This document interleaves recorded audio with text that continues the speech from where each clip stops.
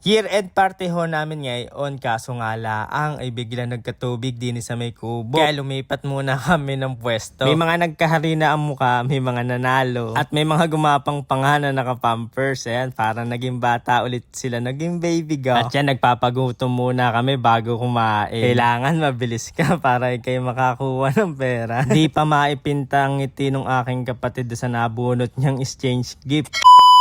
Hi mga katrops, magandang buhay! Dahil magki-Christmas party kami din sa kubo, ayan ho ay akin na hong inayos yung aking mic. Wala na kasing boses, kaya yan akin muna ni-repair, nag-loose lang ho yung isang wire. At nang naayos ko na yung mic, ayan, naggawa na ho ako ng aking ipapalaro. At dahil meron akong scratch card, yan na lang ho yung aking ipapalaro. Maglalagay lang ako diyan ng 300, 100, 500, saka harina. Swerte na lang, pag nabunot mo yung harina, edi magkakaharina ka sa yung mukha. Inabot na nga ako ng gabi diyan mga katrops. Bali tatalian ko lang ho yung scratch card, tapos sila na lang ho yung gugupit, at kung ano ho yung magugupit nila, yun ho yung magiging premyo nila. Akin na ding hinanda yung aking pang exchange gift. Kaso nga lang mga katrops, ayan, medyo tumaas ho yung tubig din sa amin, kaya cancel po yung Christmas party din sa aming kubo mga katrops. Lilipat ho kami doon sa bayan para hindi nalulusong. Medyo tumaas kasi ang tubig, ay sakto din ay namitas si kuya ng kanyang patola. Ako'y umuwi muna sa bahay naligo. Itong pagkaligo, nagpunta na ho ako din sa bahay ng aking tita. Pagkadating ko ay nagpapaagaw na ng pera, tapos may mga nagpa-practice na para doon sa palaro. Birthday din pala ng aking lolo, kaya happy birthday in heaven po. Kaya dyan na din ho namin kinagawa yung aming Christmas party. At diyan ay nag-start na kami magpalaro. Bago ko ho pagupitin, ayan, magpapaagaw muna tayo. Sabi ko ay sinong aalis sa pila, ayan, magiging pahuli na.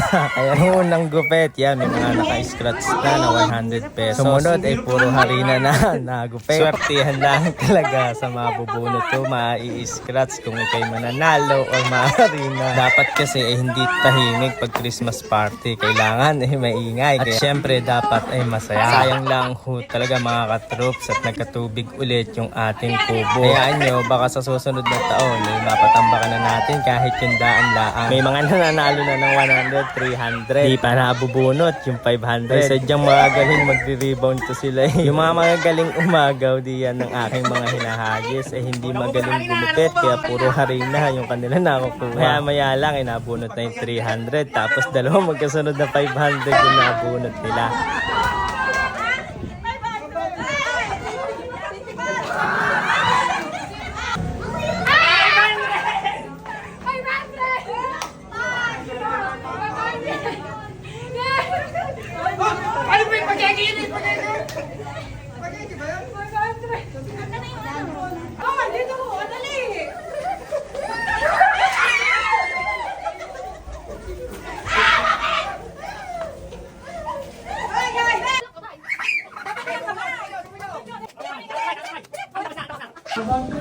Ayan ka, ano mo? Nauna ka na. Uy! Uy! Yapang! Yeah, baby!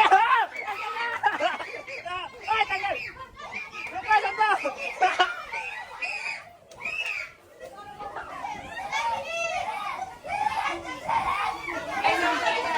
Kaya siya ulit din!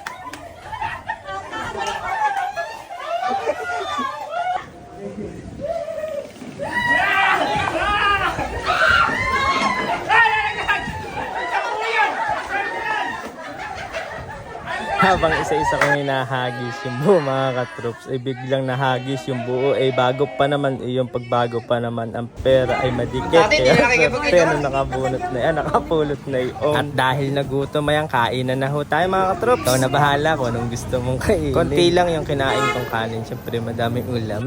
Habang kami nagki-Christmas party, yan ho yung aking pinsan ay tumawag. Ayan, syempre, ay hindi ko pwedeng hindi magpapag. Kaya yan, masaya na ulit yung mga bata at may pa-games na ulit. At yung bunso kong kapatid ay bago lang talaga nakaabot ng Christmas party na. Kaya yan, talagang ginagalingan para makabunot. Siya din yung nabunot ko sa exchange gift. Kaya yan, akin na ho siyang binigyan ng kanyang magagamit. Hindi mo alam kung totoo yung ngiti. Syempre, biro lang ho yan mga katroops. Kaya maraming salamat ho sa inyo mga katroops. Love, love!